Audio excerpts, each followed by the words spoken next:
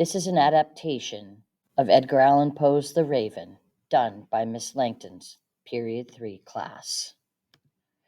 On a gloomy, sad, and dull night, a man is sitting up at midnight, thinking deeply about something, while reading a strange set of books. He is tired and not feeling physically strong, so much so that he is almost asleep. At once he hears a soft knocking at the door of his room. He says out loud to himself that the sound is most likely someone who is visiting him. He starts to think that it is pretty late for a visitor, so to keep himself from becoming scared, he says again, "It is just someone visiting. It can't possibly be anything else." He remembered one night in a dark, depressing December, his lost love. He was looking back from all the memories of Lenore, and he wishes that his wife was here. The fire is dying out faster than him, and the ashes are coming to rest on the floor. The narrator is wishing that it was tomorrow. Oops, nothing. That it was wishing Narrator was wishing that it was tomorrow, and because he is trying to get over Lenore, which makes him sad, he was trying to take his mind off of Lenore by reading some books to himself to distract him.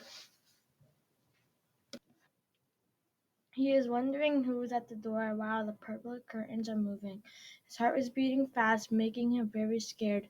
Then he just says a ghost or someone is there, not having to worry about it. After he realized that it was just a visitor at his door, the narrator got braver, and before he spoke, he conquered all of his fears and says, "Hello, who's out there?"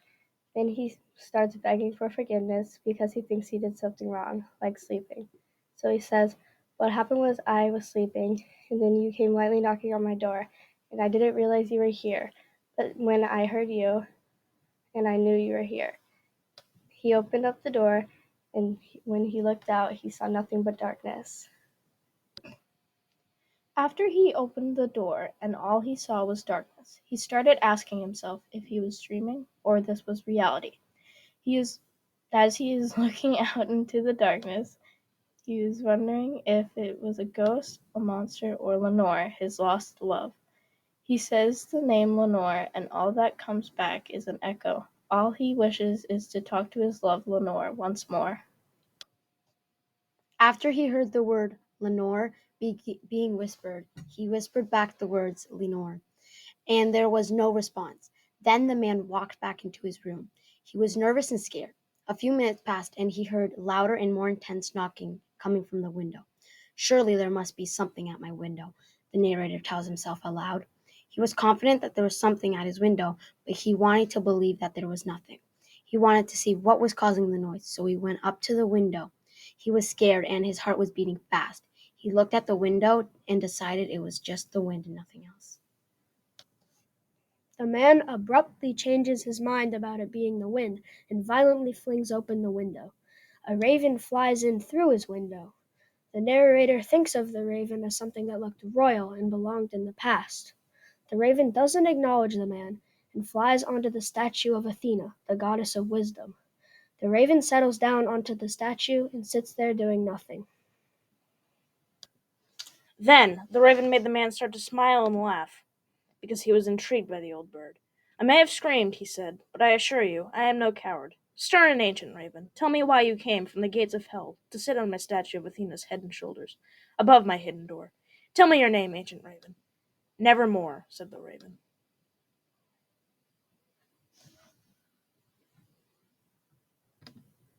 The man was astonished with this unwieldy fowl when he heard the bird speak so plainly. The raven's answer had little meaning. The man believes that he was blessed by seeing a bird on his door. The bird was perched above a statue of Athena, and the bird's name was Nevermore.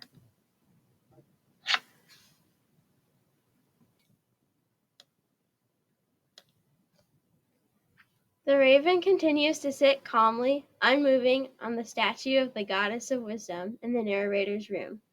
He only speaks the word "nevermore," as if his life depends on it. The man starts to become confused by why the bird is there, so he tells himself that the raven will leave tomorrow, like everyone else in his life has done. He knows that tomorrow he will go back to his normal life. Although he hopes that this is the case, the raven says nevermore, confirming that the menacing bird will never leave the man's life. The man is startled when the stillness of the room is broken by the quick and intelligent reply of the raven. The narrator utters to himself, saying that the only thing the raven can say is nevermore, his only stock in store. The man assumes that's the only thing the raven learned from some unhappy master. He believes that the raven and his master have been through a great deal of hardships, and the master had often said nevermore. He believes that's how the raven picked it up. The man was curious of the raven, so straightway with curiosity the man wheeled out a velvet chair in front of the bird on the bus. Then the man thinking what this bird meant by nevermore. Still not sure what this dark, crazy, bony bird meant by nevermore.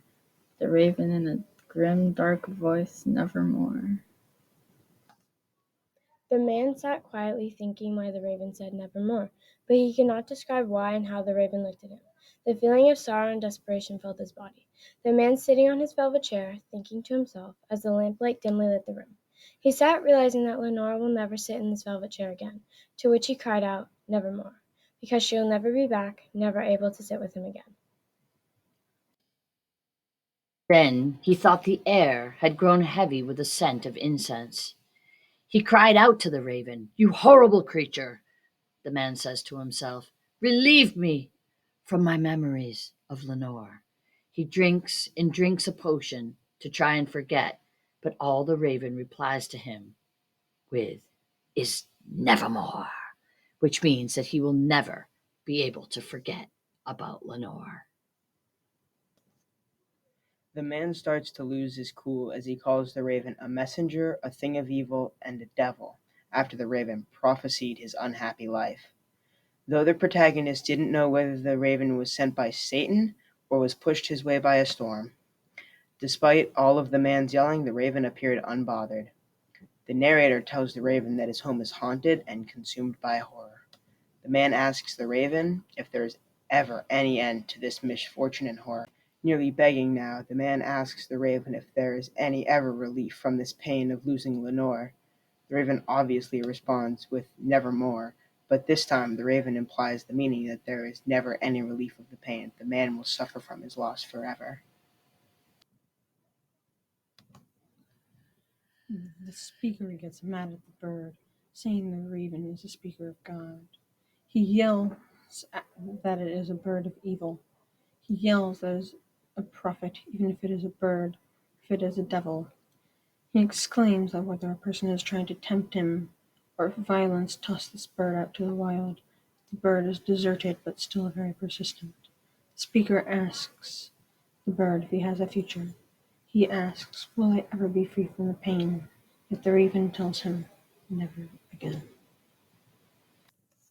After the raven confirms that the man will never again see Lenore, he becomes more angry. The speaker screams at the raven, "Go back where you came from. Don't leave a trace of you in my room."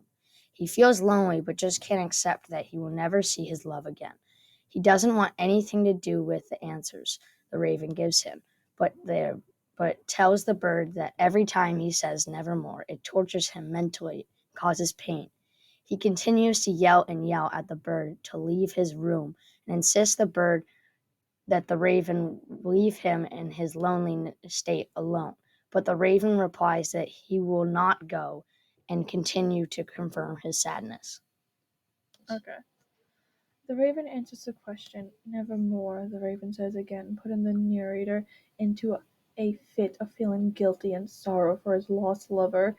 As the narrator slowly falls into a pit of rage, he screams at the raven, "Go back where you came from and don't leave a trace of you in my room." The narrator feels lonely but can't accept the fact that his lover Lenore is dead. He doesn't want to believe it. The narrator doesn't want anything to do with the answer that the raven gives him as he continues to yell and scream at the bird to leave his room as the raven replies again, nevermore. At that second, the narrator understands the raven will never go as it continues its replies.